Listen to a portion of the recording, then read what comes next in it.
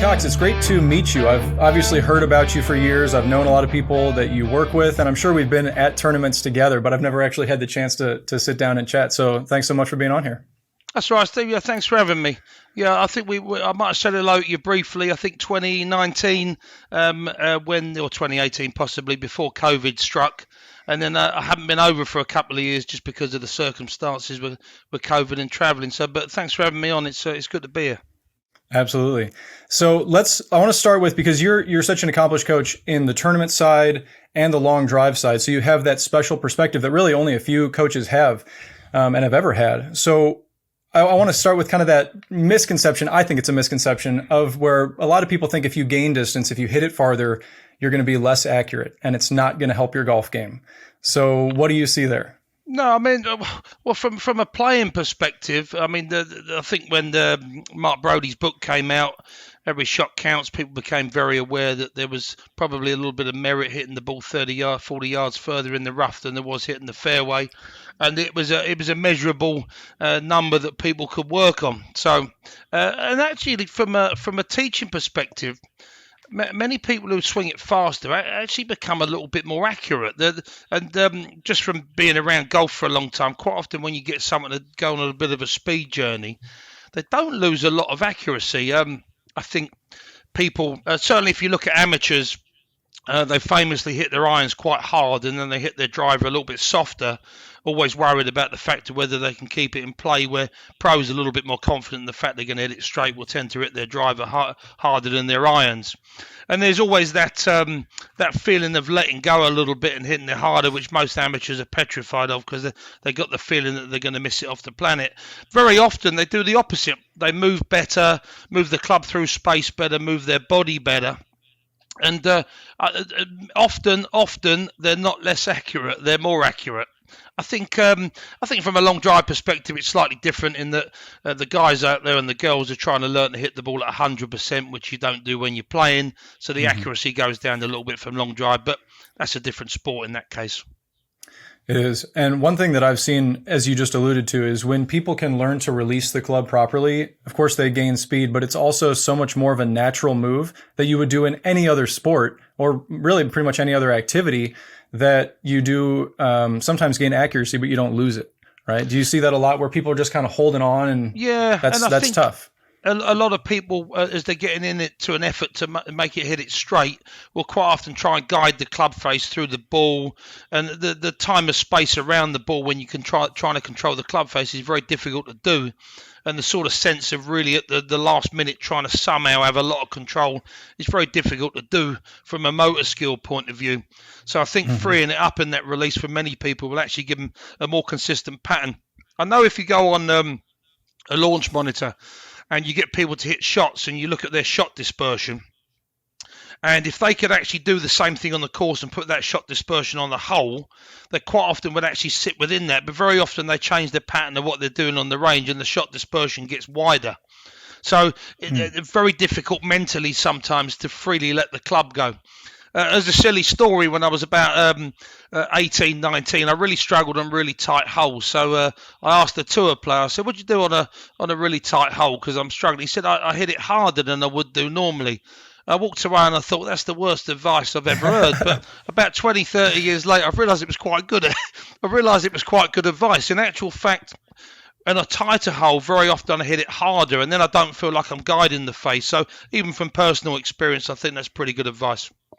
I love that advice. I don't know that I've ever heard that, but I think everybody who's played on a higher level, or maybe just a really tight hole, can recognize that feeling of, okay, I've got like water left, out of bounds right, whatever it is, and you're going to want to just steer it out there and hold off, and it's the worst feeling. And then of course, if you're like, what would be the opposite extreme? Maybe if you have to carry over some water or something, you know, that feeling of a really good natural release, and it just feels great. And of course, the shot usually works out better. Yeah, exactly. So yeah, a bit of advice that I once thought was rubbish, I now think is quite good. That is. I love it. So is that, I feel like, the mental hurdle for a lot of people, because they are, do you think a lot of people are taught into that early, or is it kind of a subconscious, where it's like, because golf can be very counterintuitive. So maybe they are struggling with accuracy, and so they feel like they need to try to control it more, or is it taught into them? I think it's probably a little bit of both. As I say, I know that stat with amateurs that they tend to hit their irons quite often harder than their driver, maybe from a worried point of view from accuracy, because we do know that the less loft on it, the more likely it's to curve. And I think sometimes, from a teaching point of view, if a coach or might be trying to get the rate of closure in the face and slow that down, I think sometimes if it's misconstrued or get the wrong concept, that can end up with you actually trying to guide the face and hold it straight to the line, which virtually is impossible to do anyway. Yeah, and it does not feel good on the body. I can attest to that. Exactly. So let's talk a little bit about coaching philosophies, because it seems to me like it's a very cyclical thing. People will oftentimes teach something and then say, oh, no, wait, don't do that, do this, don't do, and it just kind of goes around. And I don't know that there are new ideas in golf necessarily, but you've been around way longer in the teaching space than I have. So what do you see? Well, I think there's trendy ideas because, everyone's trying to shallow it and everyone's trying to flex their left wrist in transition. But we know that, an awful lot of tour players don't shallow it at all. And we know many players, certainly long drive guys, are more likely to be a bit extended at the top. So I think there's trends. I think, at the moment, everyone's trying to move the club left quickly after impact and move the hands left. But that takes out a big portion of the World Hall of Fame of hitting great drives. So I think there's trends that golf goes through. I think just on the subject, the sort of long drive and patterns, I think if you look, I love collecting old videos and swing. If you look at the golfers of the 40s, 50s, 60s, some of them untainted by tuition, as opposed to maybe the 90s where distance through resistance and not moving. I think there's a cycle back to pros allowing their feet to move. They've been measurable on plates and they're allowing their feet to move, which they used to do 30, 40 years ago. I think from an evolution point of view, the human body in the space of 100 odd years hasn't changed at all. The clothing might have changed, but the actual body's not changed. So from that perspective, I don't think, from what the body can do has changed in the last 100 years. The equipment might have changed and the ball might have changed, but the way the body moves isn't going to have changed in that period of time. And the kinetics, the forces that you're applying to the club wouldn't have particularly changed apart from an equipment point of view. So I think there's trends and I think there's cycles. I think for me teaching for years and years, I think you just have a better library of things in your brain that might work. And I think you just make less errors if you know what I mean. We'll make mistakes when we start teaching. I suppose the longer you teach, you make less errors. And I always try and add something to my brain from an information. So I'll have something in my brain I want to study next year, something in my brain I want to study for the other year. But I guess swing ideas that you use do come and go a little bit. But I don't think you can beat the physics of what you got to do with the club and basically how your body can move, which hasn't really changed that much in the last 100 or so years. Mm-hmm. Do you think it's harder or easier now for coaches with the abundance of data, with 3D data, TrackMan, FlightScope, whatever it may be? Do you think that helps, or does it kind of take away your intuition of looking at the ball and seeing and kind of feeling it? I think there's a lot of both. I think with people with data, especially launch monitors came out a few years ago. Data's good as long as you know what to do with it. So it's easy to get data. Quite often, some of the people I teach, they're going to get a simulator at home. And I said, okay, I'll tell them what launch monitor to get. And I said, you'll phone me at some point. Now they've suddenly got their simulator. They've got no idea what the data means or what to do with it. So I think it's picking the data off. If I had a launch monitor and it's throwing out 28 numbers, I'd hide 27 and just have the one I was working on. There's an argument that you can't teach touch and feel off a monitor. I think you can if you structure it well and, say you're hitting draws and fades, you can give people the numbers they're looking for. But without bamboozling them with numbers, I think also people can become swing accountants. And what I mean by that... Excuse me for a second. I want to tell you real quick about my favorite training aid and a sponsor of the podcast, the Lag Shot. It's designed with what they call lag flex technology that'll help you to create and maintain more lag in your swing, which will give you better consistency and more speed, which we all want, right? But my favorite part is that you can go out and actually hit balls with it. It's a real club. They make a driver, a 7-iron, and a wedge. So you can incorporate it into your practice sessions to ingrain the better technique that it's teaching you. Once you try it, you'll see why I love it. Go to lagshotgolf.com/crush or click the link in the description below. to get 15% off. Legshotgolf.com/crush. They're so obsessed by numbers, they actually forget how to play a little bit.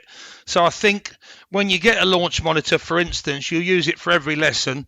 Even a beginner who can't get it in the air. Once you've had it for about 8 years, you suddenly realise, I'll leave him alone. He doesn't need it. She doesn't need it. They do need it. I think for long drive, obviously, you need it because you're trying to crunch some good numbers. I think 3D data can help as long as you know what data is relevant and what's good and what's bad, because there's so many windows that some people do and other people don't. So I think from teaching some good players, I think you need to, by collecting some data, you can get an educated view on what you think they should do. But then it's got to be old-fashioned coaching, and are you actually going to be able to get them to do it and simplify it? Mm-hmm. I don't think a lot of players need to know the data. They just need to collect it, and then you tell them what you think they need to do. Yeah, for sure. And I mean, I'm sure it depends a little bit on the person, but Sure. I know I've often succeeded better that way, is when I'm kind of shutting my brain off and not really knowing, and then somebody tells me, like, okay, do this, don't do that, work on this, whatever. But going back to what you said, as far as the cycles, 34 years ago, different patterns and stuff like that. Growing up, Sam Snead, I thought was the best swing ever, and a lot of people still think so. But when you look at it today, a lot of people would be very quick to point out what they call flaws or swing issues. And I forget exactly when, like, Rory kind of burst on the scene and became really, really famous. But those are two swings that are similar in some ways, some subtle ways. But like the path, if you generally just look at like a gross picture of how Sam Snead moves the club and how like his arms and everything move versus Rory, it's very different. Kind of an very inside on the takeaway, over the top, and then. Yeah. Well, over the top. And then Rory, would take it kind of outside and drop it down and in. And so I was always kind of conflicted. I was like, well, those are two amazing golfers, and I don't really do like a big move either way, but either way can work apparently. So what's best? How do you approach those? So I think if you look at different patterns, so Sam Snead would be a bit of a reverse slot. He was in an overman. And I think in an old-fashioned way, if you sort of drew some lines on the screen, although Snead would have got it under and then over, his downswing will come down a relatively normal position. So I think in backswings, people might deviate a little bit further away in the way they move it. But I think as they get nearer the ball, it has to be a bit closer to each other. They'll be a little bit similar. Snead's one of my heroes, so I know he swing really well. But he just slots it in a different way. So he goes in over, like Ray Floyd used to do, and then there's a whole subsection of Furix and Couples who just do the other way. Trevino would be a shallower and a movement out. So I think what you're doing, looking back, maybe looking at data, if you're on a launch monitor, and you could see that they've got really good impact characteristics. I don't care if they're fading it or draw it. And then the second thing, you could make those impact characteristics repeatable. I don't think it really matters too much. Mm-hmm. If you look at a lot of guys fade it off the tee. Rory's hitting draw.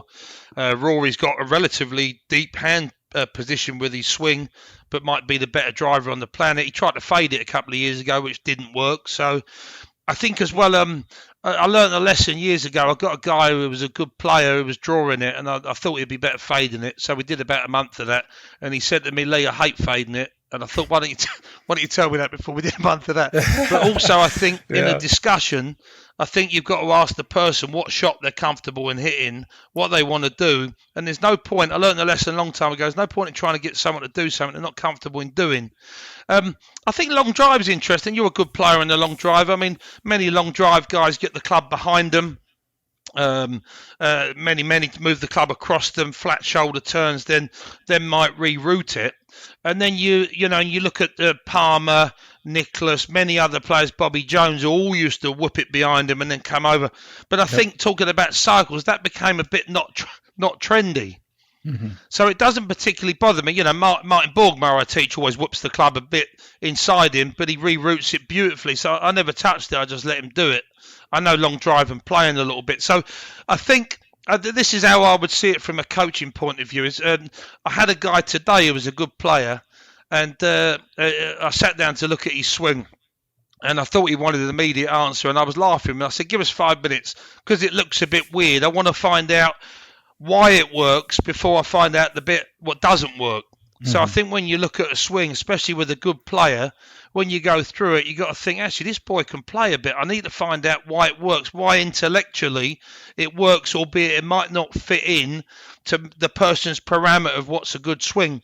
And one thing I learned long drive 20 years ago when I got into it, I started looking at things. I thought, that doesn't look like it's meant to be. That doesn't look. But when you understand why it works, it means the pattern you'd leave alone.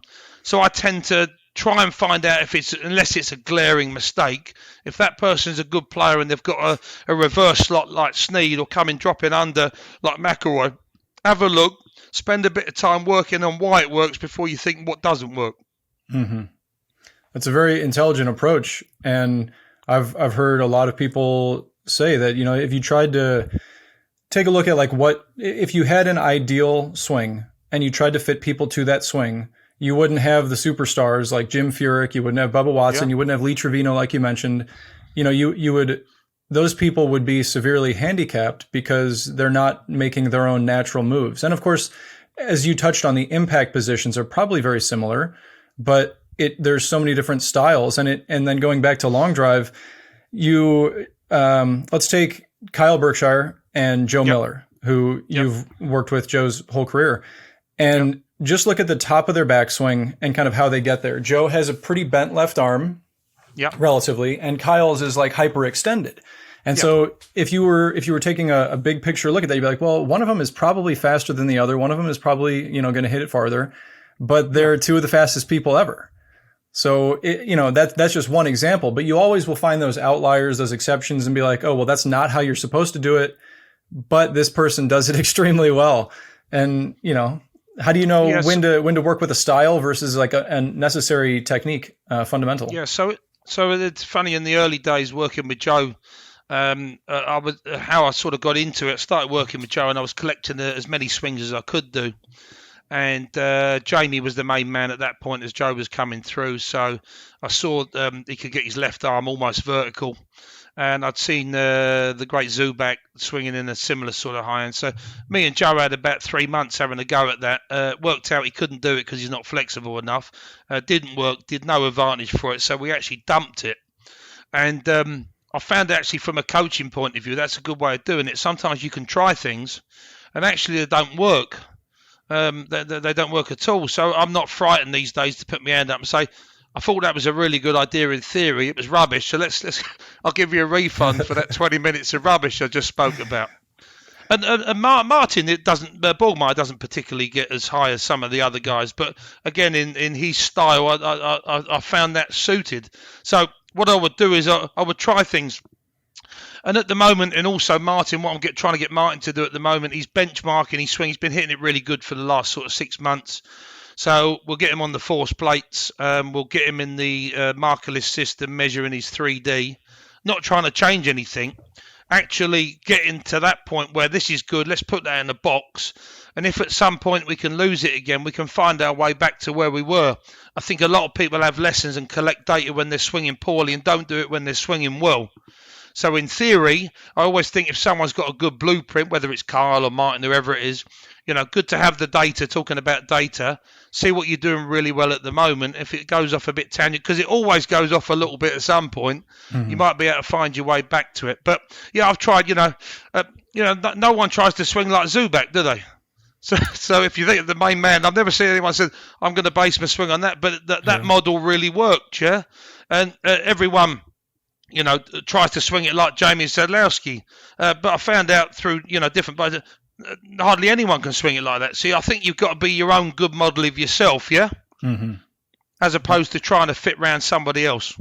And it's hard to find what is your own best model. And I think that's one of the frustrating parts of golf, because you're just tinkering and saying like, oh, well, maybe if I swing a little flatter, a little steeper, a little quicker, whatever, what's best for the individual, especially at a higher level. I mean, I guess starting off, it might be tough as well, because you don't have at least like some muscle memory and something ingrained as to what works for you. Yeah, so. and exactly that, trying to find a model that suits you, because Ernie Els is the same age as me. Everyone wants lessons for you. I want to swing it like Ernie. Well, you can't. Yeah, so let's pick something that might be a bit more suitable to you. And just I think it's good to have a model, but I think you got to pick your own model and pick on the bits that you can do, not the bits that you can't do. Mm-hmm. It seems like a lot of people end up playing golf a little bit robotically, and long drive as well. It can definitely be that case where you try to set up and you try to swing and do everything the exact same way, like you're a machine, just repeat, repeat, repeat. Yeah. And then maybe juxtaposing that would be like if you're in basketball and somebody's running at you and you've got to like jump back and do a little fadeaway. You're still going to have good technique, but it's so different. It's a more of a dynamic move. Yeah. Which way do you think is more beneficial for tournament golf and for long drive? So from like a flowing point of view as such, yeah? Yeah, and people have done it well both ways, right? So exactly. From a long drive perspective, certainly I like to get a bit of movement going. I'd like to see things flow a little bit. I wouldn't get too tied up in positions. I think the sequence of it's important, but I think things have got to rattle around a little bit more, than a normal swing from that perspective. What you just said about the basketball bit, which is correct. You can do all the patterns you want in the world, but it's not the same as playing, And even, a guy today, we're talking about him playing, and he's just working on his swing. And I said, have you ever practiced hitting balls out the rough? He said, well, no, I've never done. So he said, I've never thought about it. Did you ever go in the rough? Yeah, I'll go in the rough a bit, yeah. So I think people practice generally in an environment that's not realistic to the situation they're playing. And I'm guilty of that because of the weather. I'm off a dead flat lie on a mat with a roof on top, which isn't realistic to playing golf. Maybe better to train long drive than that. So certainly environmentally, I think people from a coaching point of view don't practice golf in the way that they're going to play the game a little bit. I think long drive is a little bit different in the fact that you tend to have a grid and a turf that's relatively the same. I think again from a long drive perspective, I think a lot of guys so worried about the swing they don't work enough on the 2 minutes 30 that they've got, how to get their timing, when to hit the ball, try and get into patterns that are realistic to the tournament.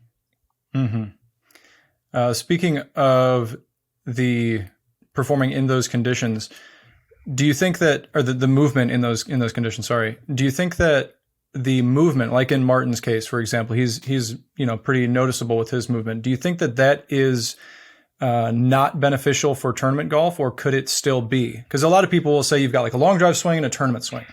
Okay, so how I would look at this, let's take Martin's move. So you're talking about the way he starts the club away, yeah? Yeah, shifting certain ways, and then that kind of... So it's a bit of athletic genius. He turned up with it. I just made it 10 times bigger. So when you look at it from this pattern, so what he does, if I was to sort of reenact without standing up, I'll stand up without trying to get too much out of the view. So he moves his hips anti-clockwise to go clockwise. He goes onto his left foot to go to his right foot. He moves his knee right forward to go backwards, and he goes down to go up. So from an impulse point of view, he's putting more impulse into the system and can get more force in the club. The other thing he does as a fifth thing, he moves his body before he moves the club away. Piece of genius. It's got 5 moves in it, trigger moves into one. Now, when you look at a tour player, they quite often have baby versions. So because I teach a few tour players, you very often see that, but you don't see it to the level that you do with Martin. I let Martin just get that as big as he wanted with it, I didn't teach him that. I just thought that was genius. I thought I'll leave that. Talking about things you leave alone, I thought I like that. I've never seen that before. I'll let him do that and make it get a lot bigger. So I think he does that great. But if you actually slow tour guys down, you very often see similar moves. So Stenson's got the body first, club second. The other one you'll see on tour a lot is the right knee goes forward to come backwards. Matt Wolf's got his own version, but I think that from what I believe is partly to do with the swing thought he's going. So what you'll see, I see nearly every single tour player I see, maybe apart from Westwood, who's pretty static when he starts the club, tend to have a movement that goes. It's just long drive makes it much bigger. But when you understand that from a science point of view, that a long drive guy wants to move his body first so he can get more speed into the club. If he's on a force plate, you can look at his centre of mass. A long drive guy wants to move his centre of mass 6 to 7 inches to the trail side. He wants to do it very early before end of takeaway. where a tour guy will only move it 1 to 2 inches, and he can do it a little bit later. So it's what you're doing for the job involved. The long drive guy has to do things earlier, to a bigger level and different. But if you look at tour players, I've hardly ever seen a tour player, when I've slowed their swing down, doesn't have a little mini micro movement to move away. They just don't need the scale to it. Mm-hmm. Do you think that if you were playing on a higher scale, the higher scale movement, do you think that would necessarily hurt your consistency in your tournament side of swing? With a driver? With any club? I think with an iron, you don't need to do it. And I think I was talking driver numbers there. So if you watch the good player generally, we've measured, I've got a business with a force plate expert. We've measured hundreds of pros. The best hitting pros will move the centre of mass a couple of inches to the right. The biggest hitting ones will do that. The long drive guys were measured at 6 or 7. I wouldn't be doing that with a wedge, Steve. I'll be staying much more still, and I'll be staying left-sided. And I would see that as a completely different shot and a different thing. But if I wanted to drive it really well and I wanted to certainly put a bit of bomb on it, I would add that. And then long drive-wise, I would then make that 10 times bigger, if you know what I mean. Yeah, but I don't see any harm in doing that with driver. And also, I think it makes things flow a little bit. As I say, actually, Joe Miller used to go from a pretty static start to get moving. Westwood does, but most other guys have a little bit of something to get the motion going. Otherwise, it's just difficult to get things started. Yeah, and Joe is an anomaly in many ways. So it's not like, with his strength and everything, he can kind of overcome some of that. But yeah, let me just kind of present like a counter argument, because you said you wouldn't do it with a wedge, and I'm not saying I would do it with a wedge either. Yeah. But if you were to look at like maybe like a dance move, or like take like a baseball pitcher, if you look at their arm in slow motion, it's like hyper extending back that way, externally rotating, and the wrist is super extended like that. Yeah. You could say, well, if you want to be more accurate and throw more strikes, don't let your wrist go all the way back. Let it only go maybe 45, or don't take as big of a step with your lead leg. But I think that they, even on a changeup, I'm not talking like just a fastball, they're still doing that because that's part of their flow. That's part of how their body moves. So if someone like Martin was to hit a wedge with that big move, maybe that would be more natural, and maybe it would work better for him. Yeah, he's rubbish at wedges. Yeah. Okay. All right. Now I think from if you just look at this is just a measured thing. If you look at sort of hitting short irons, we know that the difference would be that you'd probably keep your upper centre on top of your lower centre near my belly button. You tend to not move it off as much, just from the quality of strike perspective. If you look at creating torque, you've got nice right to left force, and then you've got your verticals, and then you've got your front to back, your anterior posterior, that crank rotation. For control, I think you could just dull those down a little bit. Mm-hmm. And obviously, we know from a long drive perspective, hitting up on it's probably not the best thing to hit a wedge with. Yeah, probably not. But possibly, you might have someone, again, if you were trying it and they had a bit of right to left movement, if they could time that movement and hit it well, and they were one of the best wedge players in the world, would you change that? No, I'd leave it alone entirely. And I think we're looking at commonalities as opposed to individuals, what most people do. But sure, there's some people would probably do things you think, Zalatoris' putting stroke, yeah? Mm-hmm. That doesn't look like a thing of beauty, but he hardly ever misses, does he? So, if he can keep repeating that, as we talked about earlier, repeatability, would it be a wise thing to mess around with it? Who knows? Because he's a great putter, but you look at that, whenever you look at it, you think, cool, you changed that, but would you change that? And there was, Colin Montgomery, 8 European titles in a row, hardly ever missed a fairway. You look at his swing and think, that's a bit of a weird one. But when you look at it, you understand how it works. But initially you think, well, I'd probably change that. But, it's really long, the back the other way. But it works. So if it works, I probably wouldn't change it. But we're looking for most people in the commonalities that will work for them. Right. Do you think we'll ever get to a point where we kind of figure it out, where we know everything about golf instruction and all of that? Nah. No, it seems like we're, every year with new technology, new insights, new this, new that, we're getting further and further. Yeah, I reckon, if I'm quite good at coaching successful, I wouldn't even scratch the surface of what I do. I would spend every day, if you ask me, and maybe this is what makes me learn more things, I don't know anything. if you ask me. I know a little bit, but every day I'd find something and I thought, I didn't know that. I didn't know that. So, for me, that would be an evolving thing every day. I always think so. I can't remember what it was the other day. I saw something. I didn't know that. So I'd always find that there's something. I don't think we've even scratched the surface of what can be learnt and what can be applied. So I think also if you have the mindset that you know everything, you won't evolve. You're going backwards. That's for sure. So speaking of things that we don't know or I don't know, I've asked a bunch of people on this podcast before, and I've talked about it a lot, that you can have, I've seen instances of two hitters producing basically the same ball speed, but maybe the club speed is reading differently or whatever, and the balls will still go the same. Or let me think of how to say that. Okay, so two instances, I guess. One would be, let's start with the first, where one person is significantly slower in terms of ball speed on a TrackMan, Flight Scope, anything like that. But the ball goes the same distance as somebody who's significantly faster in that ball speed. And I don't think it's as simple as one person spun it more, one person caught a gust of wind or something like that. So what do you think about that? And is it as simple as the ball is not optimized for that higher speed? I think there's a mixture of answers to those two. Long drive sometimes doesn't use the right ball. And in my bit of testing with some of the really fast guys, I think over the years, sometimes there's a ball that they're using which just doesn't perform as well as high speed. And although there's long drive clubs that are made for long drive, so the faces are going to be stronger, the lofts are less, there isn't a long drive ball that's made for long drive. So I think we're using balls that are designed generally to be played with at a much lower speed. So if you speak to the ball guys who are making balls, they're only making balls for guys that can swing it up to 125. They're not making balls for that. And in long drive, unfortunately, I guess because of where it is, the quite often the ball used is the ball that's being paid who are sponsoring the event, whether that's the best ball. I think then in certain situations, if you really got into it as well, is it a carry grid? Is it a roll grid? I watched all the World Championship this year. I think initially they were talking about flying it high, and then it seemed to be on that particular grid about 130 foot in the air. 135 seemed to be a better height than the other heights. Mm-hmm.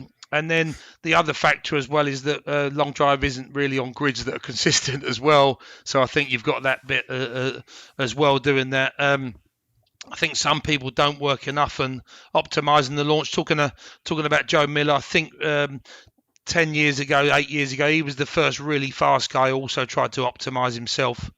I think before that point, there was guys who were really fast and just hit it, and there was the slow guys who tried to optimize. Mm-hmm. So I think it's a mixture of the ball's not really fit for purpose, the grid's not always consistent. I think it's difficult to get the exact right flight. Crosswinds make a difference. You could have the same ball flight and then the wind picks up, especially Mesquite where it's whipping around. I mean, you watch it in the set and you can hear Bobby saying, you need to hit the ball now, you need to hit it now, because 10 seconds later you might have lost that magic moment. So I think it's a mixture of all of those. I think it would be a big advantage, but not always possible, for someone to be able to practice with that ball for 2 to 3 months before the event. Probably some people do, some people might not get the opportunity. But I think if I had the ball to use to practice that was coming up in an event, I think through a bit of trial and error and a bit of work, I'd probably find out what the best flight, the best spin and the best club head speed would be for that ball. Mm-hmm. Yeah, that makes sense.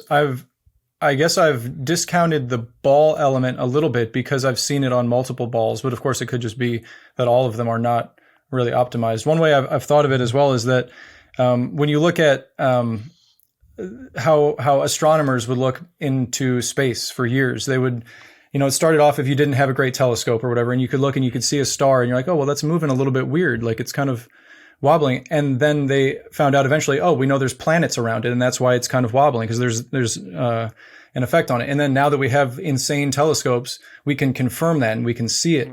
So in a similar way, I was wondering, okay, well, like maybe there's some intuition. Like David Mobley has said he hits a heavy ball. Other people have said that they, feel like they disproportionately hit the ball far. I wonder if that's the kind of thing, like with looking at the old telescope, seeing the wobble, and then maybe in 10 years, 20 years, we'll have some technology that'll give us that insight to confirm some of these unknowns. Yeah, and I think as well, if you look at launch monitor, so it was good this year. They had a launch monitor. They had, I think it was Top Tracer, was it, that was tracking the flight. But we also know that spin decays in flight.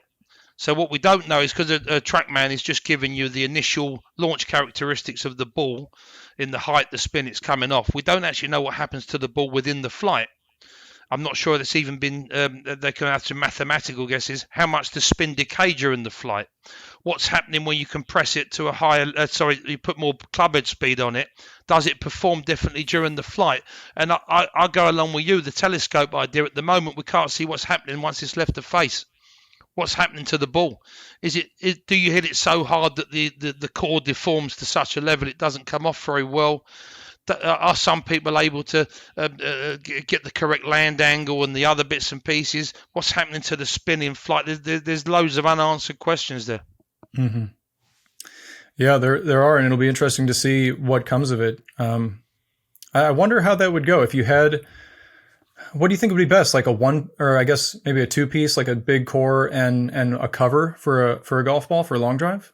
Yeah, I don't know actually. To answer the question, Steve, I know that tailor-made yellow practice ball's a cracker for getting massive ball speeds. That's a real winner. That, I mean, and if you think about it, why would a ball company spend millions on developing a ball for 155 clubhead speed, 150 clubhead speed? What's the point? Because the market would be so small, they'd never sell any. Mm-hmm. So there's no reason for a ball company to work on developing a ball for long drive. What's the point? Yeah. So I could see why, but it would be very interesting if they did. I don't know enough. I know a bit about golf balls, but I don't know enough to actually know what the magic ingredients are. I know there's some balls. Those Dixon Winds used to come off like bullets and go well. That tailor-made practice ball, but the yellow one seems to be better than the white one. I don't get that either. Have you seen that? No, I haven't. So there's a tailor-made practice ball. The yellow one's a winner. The white one's really good, but it's not quite as good as the yellow one. I've got no idea. Why not. That's funny. It makes you wonder, because there was for a few years, maybe 2019, I think, is when the Golf Channel was changing which balls we were using, different versions of the Volvic ball, and there was more than one model in play at a time. Unfortunately. And then you like look through and like, here's, an orange one, let's say, and there's like a slightly darker orange. Is that one better? Yeah. Is it worse? And you're kind of guessing and wondering, and you never want to do that, right? As a competitor, if you're there in competition, you want to know everything beforehand. You want to be like confident that it's the same. Yeah. And there was a feel amongst the hitters. Was it the AMT ball? Yeah, was going to come off fast, was going to come off really fast, but might die a little bit down in the flight. I mean, I don't know whether that's actually a fact or just a feeling, but that was always the feel, that it was really fast, but then didn't work out as well down the other end. Mm-hmm. But we'll never know. Yeah, I guess we never will. It would be really nice to have that data downrange and more than just that snapshot of what it picks up. Yeah, but Let me ask you, like, for a couple specifics. So I think a lot of people who watch this podcast or listen to it are not long drivers. They're not in long drive yet. Hopefully they get into it, but they just want to hit the ball farther. They see value in that. So what are some common things that you teach people to pick up distance? From the average player as opposed to a long drive? Well, first of all, I think the average guy, not so much a long drive guy, they might have heard of clubhead speed, they've never heard of ball speed, yeah? It's becoming a little bit more obvious in the fact that on telly now they quite often quote ball speed instead of clubhead speed. Most people I teach on a daily basis coming for lessons would be much better working on ball speed and launch conditions than they would clubhead speed. So I think the first thing, from an overall global look of what they're doing, it isn't just about swinging it fast, it's hitting it pretty good as well. So I think the average player completely and utterly underrates how much ball speed is important and how spin's important. So that would be the first thing for me. From a hitting it a bit further, a lot of your average players won't work on their body at all. They'll tend to work on their swing, but they won't have a body that'll let them do what they want to do. From a swing perspective, that's a little bit more difficult because everyone has different flaws as such. and it's not always easy to know exactly what that person would do to improve their swing to make them hit it better. So it would be a little difficult to do that person to person. I would recommend someone to have a swing coach near them that they admire and they think's doing a great job for them. And that's really how I would do for your average player. Ball speed's king. Hitting it high isn't the devil into the wind. It's generally spin. Everyone says, "Have I hit that too high?" No, didn't hit it too high. Just spinning it miles too much. And then I think from that perspective, I think find a good coach who's going to look after you, knows how to put some speed in both clubhead speed and ball speed, and that's how I'll go from there. Very difficult to say one thing in a swing that's going to make anyone swing it better. So you don't see like universal movements or anything that would always carry over to more speed? I mean, we talked a little bit about shifting and being more dynamic and stuff. But I suppose here's the difficult, Steve. So I probably in my brain, I've got 250 things in my brain that might make you swing it faster. Yeah. My only advantage in teaching for many years, I know what button to press to make it go faster. So we know that in good leg action, the movements are quite mirrored, so people don't know how to move their pelvis or their legs properly. We generally know that in turning, they don't know how to move their rib cage and their arms properly. So you could do it into different sections, but I couldn't actually say this sort of, one particular thing. It could be. So I had 3 guys today, just for instance, all good players. The first guy come in. He actually was a fast guy sitting in him who was chipping it down the fairway as a good player because he's been playing at Carnoustie and he doesn't want to miss the fairway. And his movement in transition was to get his left side high, so I changed that around. The next guy in his sequence, his right side came forward too much, so I changed the pattern of his downswing and how he was landing that. And the third guy in hitting driver, so with the irons he was above tour speed, but with the driver he's below tour speed. He had no idea how to shape his hand path to change its direction with the driver because it needs to be different. He was fast with an iron, slow with the driver. And from a kinetics point of view, the forces put on the club, he didn't have the right kinetics for a wood, but he did for an iron. So, as a little sort of touch into today, I had 3 guys and every single one of them was doing something different. They all left swinging it faster, but for completely different reasons. They couldn't have compared notes on the way home. So there's lots of things players do well, for sure. The way they move their body. But most people don't know how to move their body, or they don't know how to move their arms and the club correctly. And I think, if you're looking at your swing from a big global idea, is I think for your average player, learn how to move your body well, and then separately learn how to move your arms, wrists, and the club well. And if you can learn to do both of those sections to well and put them together, you'll hit it well. Yeah, bit of a vague answer, but no, that's a great answer because a lot of times you can't. If you were to just say to me, "Oh, here's a checklist of 3 things that'll guarantee you hit it farther," that'd be nice. Everybody would like that, but it's not going to be as accurate. But I've always found.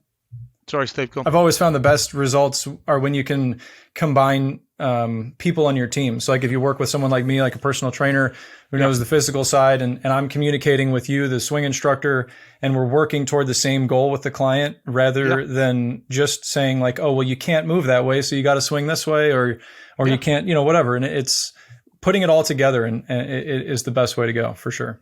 100%.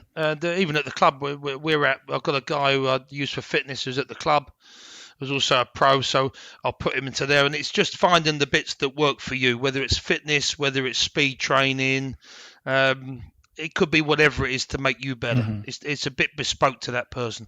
When you just mentioned you said he didn't have the kinetics to hit the wood farther, but he does have the kinetics for the iron. What does that mean? This is an interesting one, Steve. You see this on a daily basis. So the guy comes in today, he's a +1 handicap. He's swinging his 7-iron at 93 miles an hour, yeah? So that's slightly above tour average, yeah? I'll give him a driver, can't get past 104. Now, this is something, I started this thing off where I get people to hit 6 and 7 irons a lot. I see a lot of people doing that now from a training point of view. But one of those is to test it. And if you wanted to check it, you get your 7-iron clubhead speed, times it by 1.18, and it will just about give you what your driver should be with a 45-inch shaft. So the kinetics are the forces that you're applying to the club in space. So if I was swinging an iron down, it would be very acceptable for me to aim my hands forward. My hand path would sort of go down towards the ball this way. But with the driver, I need to move my hands more outwards and downwards and change the shape of it. And if I can change the shape of my hand path, I can get more speed accelerating with the driver. So a swing that might work very well with an iron, if the kinetics, the forces you're applying, work brilliant with an iron, might be useless for a driver. And you're in the long drive business. There's another subset. There's the guy. So there's the guy today, above tour average with a 7-iron, not even sniffing tour average with a driver. Interesting, but he just, what works with his iron doesn't work with his driver. So we change those patterns. And then you get the long drive guy. I've had loads of these. So he's just bought his first 48-inch club. And he's swinging these 45. He's come in. He's swinging his 45 about 140. So he'll say to me, what do you reckon I'm going to get out of going 3 inches longer? So they're looking for about 10 miles an hour. It's never really much more than 2 to 5 miles an hour between 45 and 48. So then he's just spent £500 or $600 on a driver, and he goes to the 48, and his first 20 swings are actually slower than his 45, yeah? Because at this point, the centre of mass of the club as the club is longer. He's now got a swing weight at E0 instead of D0. He now has no idea how to manage this new club at this length. And you would have seen that many times. Now, through a bit of trial and error and a bit of swinging, give them a couple of weeks, they're now worked out how to load it, unload it, move the hands, and they can now get the 48 swinging further than 45. But I've seen that loads of times in long drive. So the point there is that sometimes how you work the club with your hands might be very good for an iron, terrible for a driver. And even in long drive, when you go from 45 for people getting to 48, it doesn't always mean your first session will be faster. It quite often could be slower until you've worked out how to manage the new length of club. It seems to me like from just a simple perspective that it would be nice if you could put the same swing on every club and just change, is the ball, in the middle of your stance so you're hitting down on it? Is it forward in your stance so you're hitting up on it? But it doesn't work that way, does it? No, it's sort of the same. And if you looked at it on telly, it sort of looks the same, doesn't it? But there's subtle differences. And if you asked a tour player, does he know that he's managing the club differently with the hands and the club with his driver, it wouldn't have a clue. Wouldn't have a clue. They just do it instinctively because they've practiced a lot. Sometimes you get a person who you'd have to teach how to manage the length of the club a little bit differently. But, if you ask me, I was a pro at one point. My driver swing sort of feels like my iron swing. I can't say it feels that different, apart from I'm not hitting a divot. But if you broke it down, I'm managing the club differently, and that becomes something completely in the subconscious. I'm not consciously thinking about that, but the guy today did consciously have to think about it. So it's just different, but just from playing a lot, you learn how to manage your driver different from your irons. Right. How much volume? Because you're speaking of a little bit of speed training there. What do you think is the appropriate volume for somebody who's already a long driver and already fast? In balls, the amount of balls to hit, you mean? Well, either balls or speed training with different devices and drills and stuff like that. Because it seems like it varies. It seems like some people will just do a few swings and they're like, oh, that was my max, I'm done. And then some people will go and hit hundreds of balls. So this is how I do it. I've got a form that I give to all my clients, and I gave it to the guys today. I said, here's the form. This is my form. It's a framework, and I want your form returned to me in a couple of weeks for your framework. I want to know how fast you can swing it all out. I want to know what your normal swing. These guys were trying to play golf, not long drive. I want to know what your left-hand swing is speed, your right-hand swing speed without a ball. Because if one arm's slower than the other, you want to get them the same speed and speed them up a little bit. Funny thing when I found in long drive when I first got into it, because in speed training, less is more. And if you look at training routines for super speeds, they're very small, six swings here. And then I stumbled on the fact that the more the balls the guys hit, the faster they got. So Joe used to be able to hit 200-300 balls a day. Now, you're talking about, as we did earlier, there's freaks. He seems to be able to do that every day and not get slower, which I can't work out how he does that. So it seems to me that it needs to be 2 to 3 times a week. This is just, I'm not a fitness trainer. This is just my 20 years. Two times a week seems to work quite well, but for most people, 3 times a week. I think they need to have a day off in between to let their body recover. I think there's much merit, as in Bryson did as well, in upping the quantity of balls that you hit. You don't need to hit 300 balls a day. Even if you gave the average guy and you started him off, I want you to hit 15 balls with max intent into that net. And then what you do next week, I want you to do 20, but I want you to track it. And I want to know what time you're hitting balls. You're doing it in the morning and the evening. What time you do? Could you make it at the same time? I want you to do it, say 20 balls. Once you start to see your speed drop off, go and chip and putt and do something else. I'd like you to get that quantity a bit higher next week, the second you see the speed drop off. So what I'd want from the person in the few weeks is their own blueprint. I want to know what time of day they hit the ball and they're at their best. If they had a really good day, they were hitting well. What was the extraordinary event that day? What did they do different? I want to measure them with a radar, because if you're trying to work on speed, if you haven't got a radar, you're wasting your time because you're guessing. I want to know their left arm, right arm speed. I want to know their max speed for the day. I want to know their normal swing speed for the day. I want to know whether they're better practicing twice a week or 3 times a week or 4 times a week. I don't care, just what's best for them. I want to know how many balls they can hit before they fall off and what quantity. Makes me laugh. A lot of people have heard the Joe hitting 300 balls a day, and they try and do that when they're not fit the next day, when they're fit for hitting like 20 balls, yeah? Yeah. And what I want back from them is I want their own tailored sheet that I gave them, what works for them in the next month. That would be whether it's your average player watching this or a long driver. I want to know what works for them, because in my experience, it's slightly different for everyone. Mm-hmm. That's another one of those kind of not that satisfying of an answer, but it's the best answer, because people have to go and find out for themselves. They have to try the different things and see what works best. And as you said, measure it as you go so that you know, so that you're aware of what's going on, and it's not just that intuition, because you can't just feel it. Yeah, I don't think it's there's a set standard. I think everyone's different. As I say, I'm not a fitness man. This is just my trial and error over many years, is that everyone seems to be able to do it a little bit different. As I said, Joe maybe is a freak there. He seems to be able to continually hit millions of balls every day and not get slower, but that's not the case for everyone else I work with.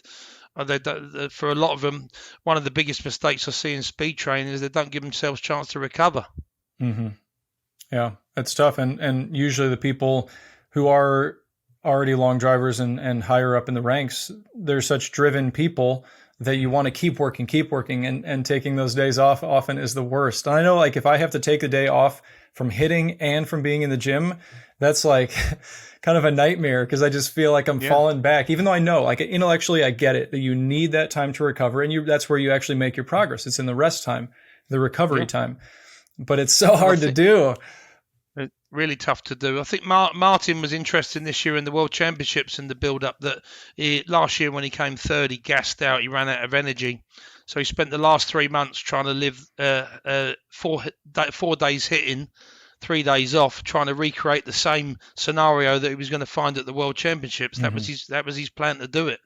And it's very difficult, as you say, to sit there and not hit balls when you feel that the other people might be getting an edge on you. Yeah, for sure. All right, let me ask you one more thing. I asked you about, common speed gaining things for amateurs, for whatever. For someone like me, I feel like one thing I've been working on a lot is having more of a forceful shift into the lead side. I feel like, and I talked about this on a couple episodes recently, where I feel like my weight stayed on the trail side. Like, I would load back real good, and then I would just kind of, just not really push back into my lead side and then push off of my lead side really hard. And I know that there are different ways to create force. So if you're looking at the ground force reactions, some people just push really hard. Some people rotate, some people translate, kind of like what you were saying earlier. Yeah. But how important, and like for someone like in my position, how important do you think it is to shift back in and push hard off of the lead side? So, well, from a long drive perspective, if say it was on a force plate, and you were looking at time, and this would be slightly different from a long drive guy to a tour guy. Long drive guys have shifted as far to the trail side as they're going to go by P2 and the takeaway. They're going to put the brakes on and start moving the other way. So I think that not just the amount of shift forward and the timing of it becomes vital to get that correct. So if you look at the amateur, the biggest mistake they make is they keep shifting to the trail side for far too long. They do it too late and they do it for too long. I think from the other point of view, as you were saying, on force plates, you've got sort of right to left force, you've got up and down force, your verticals, and then you've got your front to back, which gets you to rotate. It's getting the correct blend of those. I think also, again, if you looked at it from a long drive point of view, is that you want to, if you go on the social media, people are obsessed by verticals. They don't really take the other two forces into account. And also from a vertical perspective, they forget the bit that gives them a good vertical. So from a backswing position, if you shift into your trail side, stabilize your leg and push down, you can then start to move your mass up. And this would be at your heaviest point. You then want to free fall your mass down. So you want to drop it. So if you want a good vertical, you better have a good drop to get the good up movement. So people forget stage one to get to before they get to stage two. Also, from a perspective of verticals, in the movement down, you want to unweight yourself, so you need to do it very fast. So where people get it, it's not the depth of the squat of the hips, it's the speed. So you'd actually do better, to drop it quicker than you would do to drop it a long way. I see there's a big confusion for that. So the vertical force. Now, when you're looking at that, and this would be, again, a bit of a long drive guide, but also Bubba, you can read up on front foot golfers or back foot golfers. Front foot golfers tend to keep moving over the left side, where a long drive guy would tend to actually keep his mass further back, so his lead foot can float away. So he's got a floating lead foot because there's no weight left on it. The difficulty thing from a teaching point of view, how do you get someone over quickly to then get them back off it? So it's a difficult thing to learn as a skill when you want to get over that way. So from my point of view, if people do it poorly, they keep going to the trail side for too long, for too late. They don't move it back. They don't move their mass up to drop it down. And then there's the sort of the master skill of, once you've got it down and getting your pressure ahead of your mass, how do you then sort of get it off the ground from a muscular point of view? So I think there's a timing element to that. There's a moving a mass element to that. And there's that separating your ability to whack your foot down without drifting so far ahead of it. And I think for the people out there, it's not about how much they squat, it's how fast they squat. And if you can get that brain round, that makes the whole thing a bit easier to get your brain round. Yeah, that makes sense. It's interesting to hear it phrased that way. I hadn't heard that before, but it makes perfect sense. And yeah, it's, like I would describe it as rate of force development, how quickly you can produce that force. And that's really what matters. You've got a finite amount of time. So how much force can you produce in that time, and how quickly can you do it?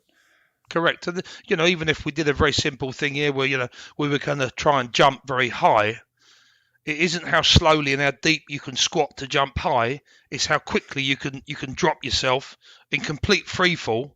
That allows you to catch yourself and push back up. And I think, again, from people, just only because I see it on social media, as you said, there are other forces. It's not just verticals.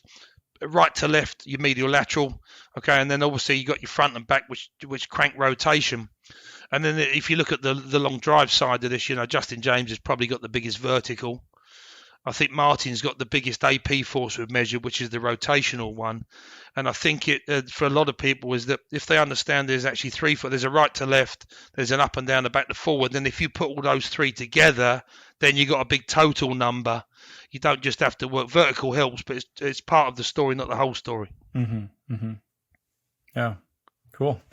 Well, it's good to know, and good that I am learning it now, so that I can put it all in the off season here and get ready for next season. Thanks, Steve. So, what's next for you? What are you doing over the winter? I know you're doing a lot of teaching. Is there anything else you want people to be aware of? I'm doing I'm doing teaching. I'm carrying that through. I'm doing some online lessons over the winter. I still do a few of those. I'm doing some seminar stuff with a colleague of mine, Steve Furlonger. We're doing a bit of seminar stuff around Europe. We can travel again now after COVID. I've got an app called Force and Flow, which is a training app for long drives. So I'm adding some more content to that. So I'm doing a little bit more sort of online and a seminar and app work over the winter, and trying to stay out the cold a little bit more. Yeah. So if people want to, learn more about what you teach and learn from you, they should get the app Force and Flow. Yeah, so you can get me leacocksgolf@gmail.com is my email. I'm on Twitter, leacocksgolf, and the app's called Force and Flow Golf, which can be found on the internet pretty easily. Cool. Well, I really appreciate your time and your insights. It's really my favorite part of doing these podcasts is learning other people's perspectives. And you've got a world of experience, and it's great to be able to pick your brain on some of it. Thanks for having us on, Steve, and I appreciate you having me on. Yeah. Absolutely. Thank you. Have a good one. Thanks, man.